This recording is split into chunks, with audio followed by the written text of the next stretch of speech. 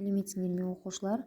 Бүгінгі сабағымыздың тақырыбы 5 сыныптағы аралас сандарды қосу және азайту.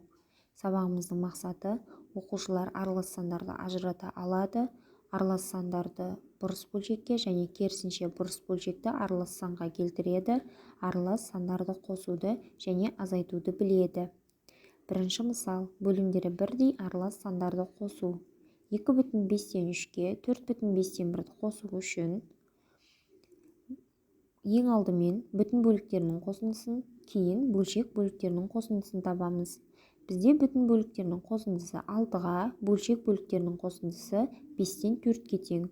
Бүтін бөліктерінің қосындысы мен бөлшек бөліктерінің қосындысын аралас сан түрінде жазамыз. Яғни нәтижеміз 6,5-тен 4-ке тең.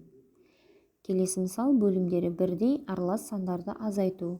4,5-тен 4-тен 2,5-тен 3-ті азайту үшін ең алдымен бүтін бөліктерінің айырмасын, кейін бөлшек бөліктерінің айырмасын табамыз.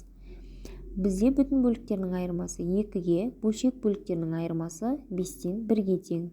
Бүтін бөліктерінің айырмасы мен бөлшек бөліктерінің айырмасының қосындысын аралас сан түрінде жазамыз. Нәтижеміз 2,5-тен 1-ге тең.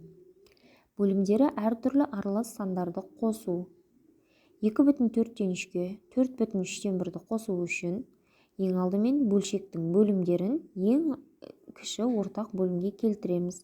4 пен 3-тің ең кіші ортақ бөлімін 12 деп алып, 12-ні бөлшектің алымына көбейтіп, тоқтауыш көбейткіш ретінде жазамыз. Бізде бөлімдері бірдей аралас сан шығады. Бөлімдері бірдей аралас сандарды қосу ережесін пайдаланып, есепті шығарамыз. Натурал сан мен аралас санды қосу. 4-ке 4,3-тен 1-ді қосу үшін натурал сан оның бүтін бөлігіне қосылады. Қосындыға бөлшек бөлік тіркеліп жазылады. Яғни 4 пен 4-ті қосып, оған 3-тен 1 деген бөлшек бөлігімізді тіркеп жазамыз. Нәтижеміз 8,3-тен 1-ге тең болады. Натурал саннан аралас санды азайту үшін натурал санды аралас сан түрінде жазуымыз керек. Тақырыпқа түсінген болсақ, тест тапсырмаларын ұсынамын. Амалдарды орындап, дұрыс жауабын белгілеңіздер.